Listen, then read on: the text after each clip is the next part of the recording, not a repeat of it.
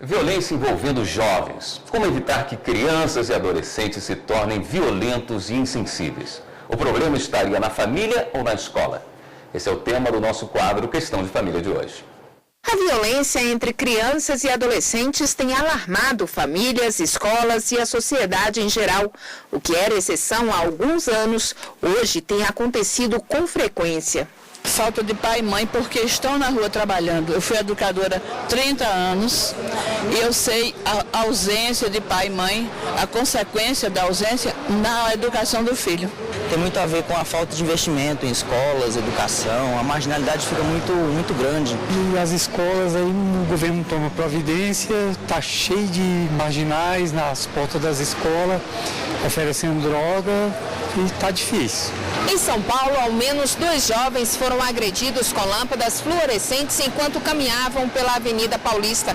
A suspeita é de que o crime tenha sido praticado por preconceito, já que as vítimas são homossexuais. Os agressores foram em direção a 3 jovens e atacaram um deles com um golpe na cabeça. Eles devem responder por formação de quadrilha, lesão corporal gravíssima e tentativa de homicídio. Mas esse não é o primeiro caso de agressão no estado.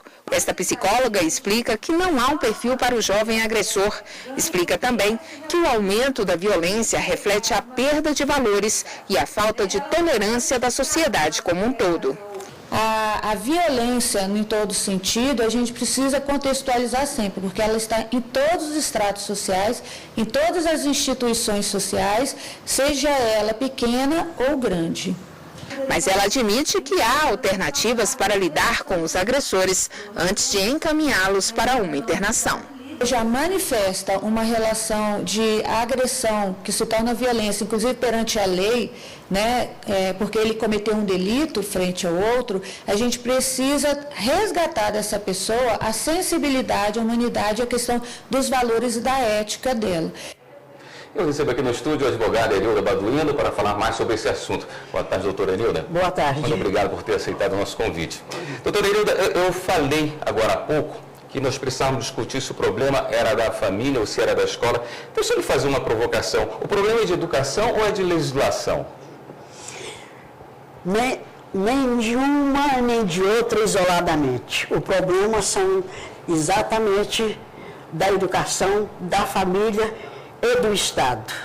A Constituição Federal, ela tem um artigo que diz que os jovens serão sujeitos da máxima prioridade de tratamento pelo Estado, pela família e pela sociedade.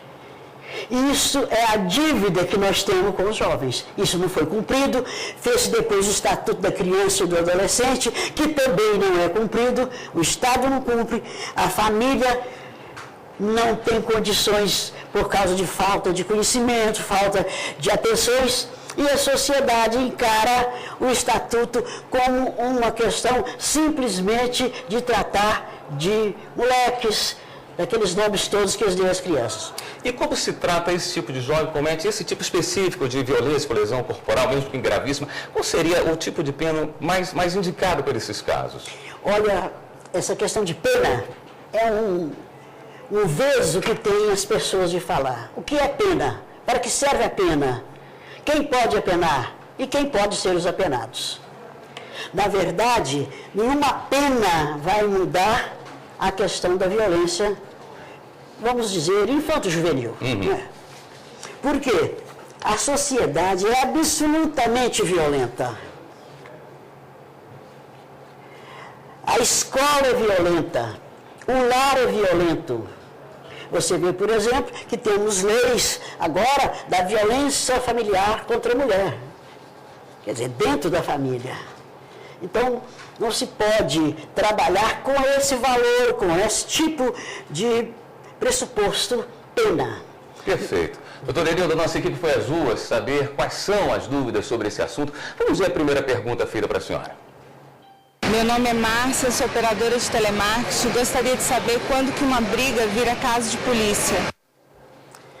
Olha, as brigas, quase todas elas, são casos de polícia. A briga na rua, ela implica num momento em que há uma quebra da vida da convivência social. Como a senhora se refere certamente à briga de crianças, à briga de adolescentes na rua, é necessário que essas crianças, que são prioridade máxima do Estado, tenham alguém ali para prestar-lhes atenção. Quando o caso muito conhecido dessas lesões corporais que digam graves, isso são crimes. E esses crimes são imediatamente, se a polícia estiver ali, se alguém estiver disposto a entrar naquilo, porque a sociedade não quer também se comprometer, para que seja levado ao conhecimento do poder do Estado para tomar as providências. Isso não quer dizer que vão pegar todo mundo na rua, prender, fazer um processo e botar na cadeia. Não. São formas de convivência social. São formas de atacar a cultura de violência e a cultura de discriminação. Perfeito. Temos outra dúvida sobre o tema. Vamos acompanhar. Meu nome é Nirley, sou do lar.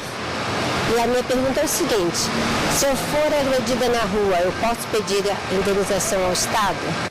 Onde o Estado entra nessa história? A pessoa que é agredida pode ter direito à indenização? Olha, há muita doutrina, muita conversa, muito assunto sobre a questão de danos. O Estado indeniza danos, quando houver danos.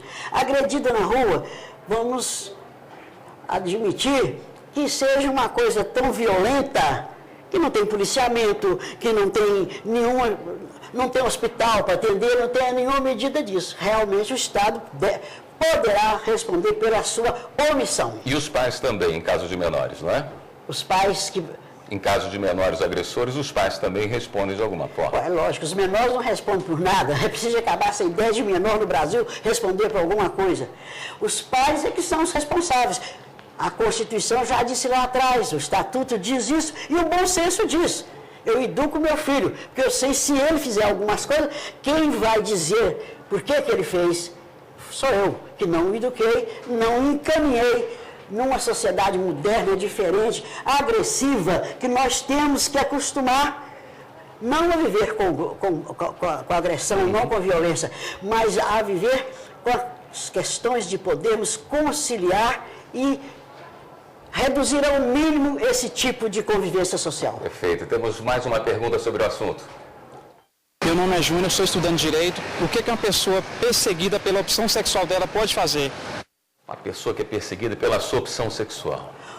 Isso é uma coisa também, todo dia, é objeto de discussão em todos os níveis. Ninguém pode ser perseguido por nenhuma forma de conduta, a não ser condutas criminosas. E como é que a nossa legislação trata a homofobia?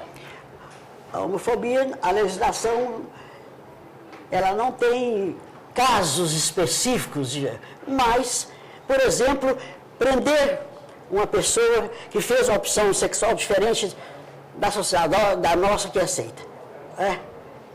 Isso um ato de abuso de poder da polícia, prender isso. Se a pessoa está sendo perseguida pela plebe, pelo todo mundo, chacota, risos, palavras insidiosas, a pessoa vai fazer um BO, mas se a coisa fica tão grave que se transforma em violência física ou numa violência psíquica muito pesada, é lógico que ele tem que imediatamente procurar fazer um boletim, como se faz na polícia, para dizer que ele foi vítima daquilo. Se o caso tem testemunha na hora, a polícia está lá e prende, é lógico que imediatamente vai ter um processo. Certo. As pessoas vão responder, porque a questão não é de tratamento, de como são tratadas as pessoas que têm um comportamento diferente. Primeiro, respeita a diferença, é um valor. Segundo, obrigação que tem o Estado que está incluído nessa situação de discriminação, certo, de cuidar e apresentar à justiça esses fatos, que serão julgados certamente. Antigamente ninguém achava que isso era um absurdo, não pode botar a pessoa um processo para ser processado. Tratados de maneira diferente. Hoje não, hoje todos nós civilizados achamos que eles têm direitos humanos, direitos sociais, direitos até cívicos, de ter a sua vida e a sua conduta. Realmente tem. Doutor Erildo Balduino, muito obrigado pela sua presença aqui no Jornal da Justiça. Pois não, eu que agradeço e parabenizo o programa por trazer à discussão exatamente esses assuntos que nós temos que saber. Lembrando que todos os assuntos de discriminação, de violência contra os adolescentes estão lá na Constituição Federal. Estado, sociedade e família. Mais uma vez, obrigado. E a dica de hoje é o 2º Congresso Amazônico de Direito de Família.